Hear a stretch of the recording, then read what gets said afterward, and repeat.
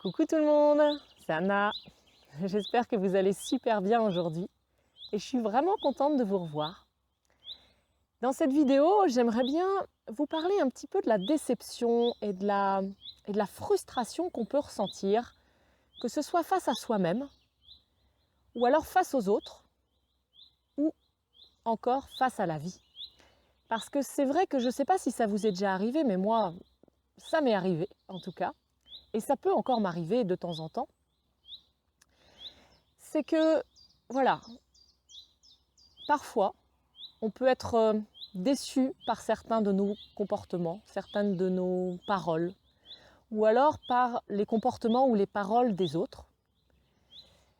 Et on peut aussi être déçu parce que la vie nous amène, par ce qui se passe dans notre vie, par ce qu'on vit, par les expériences qu'on a.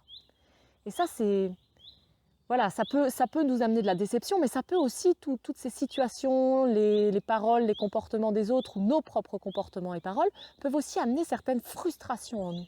C'est vrai que par exemple, si il y a certaines choses qui sont incontrôlables en vous, par exemple peut-être des débordements émotionnels que vous avez à répétition, c'est vrai que vous pouvez vous sentir déçu par vous-même et frustré de ne pas arriver à dépasser ça.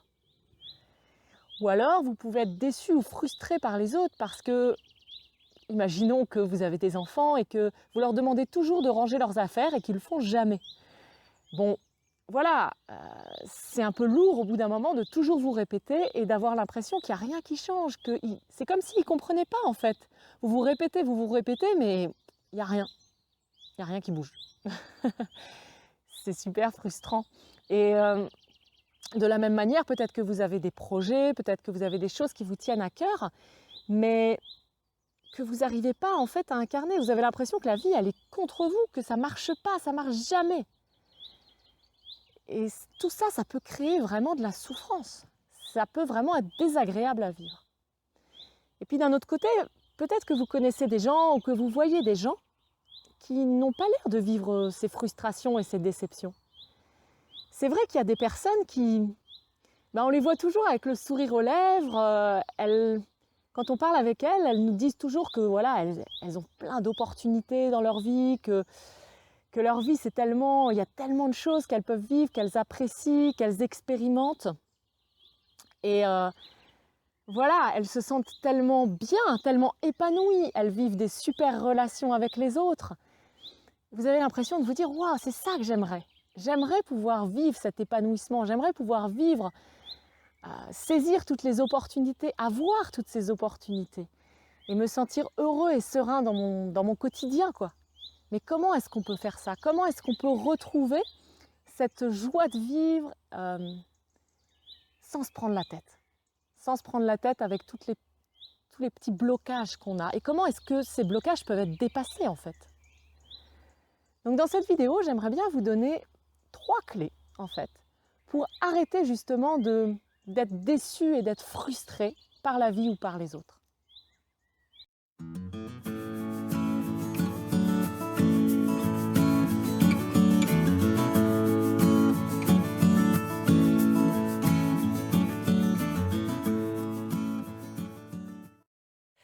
Alors, la première clé que j'aimerais partager avec vous aujourd'hui, c'est déjà de prendre conscience. En fait, prendre conscience qu'en fait, on a des attentes et que c'est ça qui pose problème. C'est les attentes qu'on a, c'est les projections mentales qu'on a. Il faut vraiment se rendre compte qu'en fait, les attentes qu'on a vis-à-vis de la vie, vis-à-vis des autres, vis-à-vis de nous-mêmes, elles ne sont pas là pour être remplies réellement. C'est mental tout ça, ça n'a rien de réel. Quand vous vous dites « ça devrait être comme ça », mais qui dit ça? Qui dit que ça devrait être comme ça? C'est juste un conditionnement, c'est juste une croyance en fait, c'est tout. La vie, elle s'en fout complètement de vos attentes, elle s'en fout complètement des croyances et des conditionnements qu'on a. Elle coule fluidement. Et voilà, à chaque fois que vous avez une attente, c'est comme si vous nagiez à contre-courant de la rivière. C'est tout. Ça fait un blocage, ça fait un barrage et ça fait que l'énergie, elle ne circule pas. Et donc, du coup, voilà, vous ne vous sentez pas bien. C'est normal. C'est normal. Donc, voilà, toutes les projections mentales qu'on a, Les autres et la vie ne sont absolument pas là pour les remplir. Donc, moi je dirais la première chose, c'est vraiment prenez conscience de ces attentes que vous avez. Voyez à quel point elles sont mentales en fait, qu'elles sont en lien toujours avec vos croyances, avec votre conditionnement, avec vos conditionnements. Et petit à petit, juste laissez-les partir. Laissez-les partir parce qu'elles vous limitent. Elles vous limitent et en fait, plus vous allez lâcher tout ça, plus vous allez vous rendre compte, vous allez prendre conscience en fait de toutes les opportunités que vous avez dans votre vie et de la beauté qui est dans votre vie, de tout ce que vous avez qui est génial. Alors la deuxième clé, c'est le fait de poser les choses, de prendre un certain recul en fait face à ce qui arrive. De pouvoir simplement s'arrêter, respirer pour se calmer et ensuite rentrer dans l'action, on va dire. On va prendre un exemple pour que ce soit plus concret pour vous. Donc, imaginons que vous rentrez tard le soir du boulot et que votre conjoint, quand vous rentrez, eh bien, il est avachi dans le canapé et eh bien, il n'a rien préparé du tout. Donc vous avez faim, vous êtes fatigué et vous avez vraiment eh bien, envie de vite manger et d'aller vous reposer, de lâcher, de vous détendre en fait. Mais ben voilà, vous ouvrez la porte et vous voyez que peut-être il y a un tas de vaisselle dans l'évier, que la table n'est même pas mise, que voilà, il va falloir préparer à manger, il va falloir faire la vaisselle. Et là, vous n'en pouvez plus, vous en avez marre. Et donc, il y a la colère qui monte. Ok, c'est dans ces moments-là qu'il est super important de stopper, de respirer, quitte à refermer la porte et à vous calmer devant la porte. Pourquoi ? Parce qu'en fait, si vous partez dans cette réaction, la réaction de la colère, la réaction de... En fait, vous allez foutre la merde. C'est vraiment le cas de le dire. Et vous allez en fait passer à côté de la beauté qui est là, des choses merveilleuses qui sont là. En vous focalisant sur ce qui ne va pas, vous n'allez plus voir tout ce qui est beau et ce qui va dans votre vie. Parce que c'est dans ces moments-là vraiment qu'en vous calmant, en revenant ici et maintenant, dans le moment présent, en respirant tranquillement, vous prenez du recul et vous regardez les faits et pas le scénario mental que vous vous faites. Parce que forcément, quand vous rentrez et que vous voyez ça, généralement, qu'est-ce qui se passe ? Eh bien, vous vous dites, ça y est, il n'a encore rien fait, pourtant je lui ai dit plein de fois. Et vous partez dans un scénario mental. Et ça fait quoi ? Ça fait que vous avez de plus en plus d'émotions de colère, ou voilà, d'émotions de frustration, de déception, de colère, qui fait que ça va amener des réactions. Et c'est ça qui vraiment crée du conflit, en fait. C'est ça qui crée le conflit. C'est ça qui crée le mal-être. C'est ça qui crée la merde. Donc voilà, revenez ici et maintenant, regardez les faits, prenez votre temps de recul, respirez un bon coup et regardez les faits. Quels sont les faits réels ? Pas votre imagination, pas votre interprétation. Les faits réels, c'est je suis en bonne santé, mon conjoint est en bonne santé. Peut-être que votre conjoint, quand vous avez ouvert la porte, il s'est levé d'un bond et il est venu vers vous. Il était content de vous voir. Ça, c'est un fait. Et c'est merveilleux, ça. Et si vous commencez à crier ou à l'engueuler, vous croyez que ça va donner quoi ? Alors que si vous lâchez tout ça pour l'instant et que vous venez vers lui, que vous allez vers lui, que vous êtes heureux de le voir aussi, que vous êtes heureux qu'il soit heureux aussi, et bien là, la dynamique entière, elle va changer en fait. Et vous allez vous sentir... vous allez ressentir le bonheur en fait qui est là. Vous allez vous sentir d'un coup, oh, c'est cool, je suis contente d'être là, ça me fait plaisir, ça me fait du bien d'être rentrée à la maison, on va pouvoir profiter ensemble. C'est ça qui va venir en fait. C'est ça qui va venir et tout va changer en fait. Ça ne veut pas dire que vous devez complètement laisser de côté ce que vous n'appréciez pas. Mais en tout cas, c'est sortir de la réactivité, c'est sortir de la réaction, c'est commencer par voir ce qui est beau, ce qui est génial dans votre vie. Et la troisième clé, c'est d'avoir de la gratitude pour ça. Vraiment de voir tout ça et puis d'avoir de la gratitude et de profiter de ça.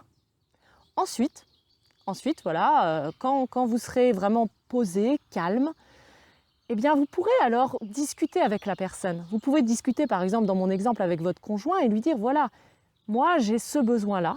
C'est important pour moi quand je rentre que, de ne pas avoir grand-chose à faire ou qu'on le fasse ensemble. Ou voilà, essayez de trouver comment, tous les deux, vous pouvez faire les choses pour que ça convienne autant à lui qu'à vous, en fait. Donc voilà ces 3 petites clés qui, petit à petit, en fait, vous permettent de lâcher prise, de lâcher toutes ces attentes. Et donc, du coup, d'arrêter d'être frustré et d'être déçu par les autres et par la vie. Et de simplement, voilà, revenir ici et maintenant. Donc, la première clé, donc, pour rappel, pour revenir un petit peu sur ces 3 clés rapidement. Donc, la première clé, c'est vraiment de se rendre compte que les autres et la vie ne sont pas là pour remplir nos attentes et nos projections mentales. La deuxième clé, c'est vraiment de revenir ici et maintenant, de respirer un grand coup, de prendre un peu de recul et de regarder les faits et de regarder surtout ce qui est génial en fait dans le moment. La troisième clé, c'est d'avoir de la gratitude et ensuite, quand on est calmé, quand on est posé, de pouvoir parler avec l'autre pour lui expliquer, nous, comment on vit les choses et si c'est possible que ce soit peut-être plus ajusté en fonction de ses besoins qu'on a, tout en restant très respectueux de la façon dont la personne, elle vit aussi. Et un petit exercice pour vous aider, en fait, là-dedans, pour vous aider vraiment à lâcher ces attentes, parce que comme la première étape pour pouvoir lâcher ces attentes, c'est d'en prendre conscience, prenez simplement de quoi écrire et déjà notez sur cette feuille de papier quel est le domaine dans lequel vous avez le plus d'attentes. Si vous ne savez pas, regardez le domaine dans lequel vous avez le plus de frustration et dans lequel vous êtes le plus déçu. À partir de là, vous allez regarder quelles sont les attentes qui sont derrière ces déceptions et ces frustrations. Et ensuite, simplement, notez les 5 attentes principales que vous avez. Parce que vous allez voir que, en faisant attention, vous vous rendrez compte que c'est toujours les mêmes attentes qui viennent en fait. Et c'est toujours les mêmes choses qui font qu'on est déçu ou qu'on est frustré par ce qui nous arrive ou par les autres. Voilà, j'espère que cette vidéo vous aura apporté de la valeur, qu'elle vous aura peut-être inspiré ou aidé. Si vous avez apprécié, n'hésitez pas à liker, à partager. Vous pouvez vraiment me laisser un commentaire, je serai super contente de vous lire et de vous répondre. J'adore interagir avec vous, ça me fait super plaisir. Et puis, si ce genre de contenu vous fait du bien, vous apporte quelque chose de positif, vous pouvez aussi vous abonner à ma chaîne YouTube en cliquant sur le petit bouton en bas à droite de la vidéo. Et en attendant de vous revoir très vite, dans une prochaine vidéo certainement, je vous souhaite une super belle journée. Quel que soit le temps que vous avez, profitez à fond.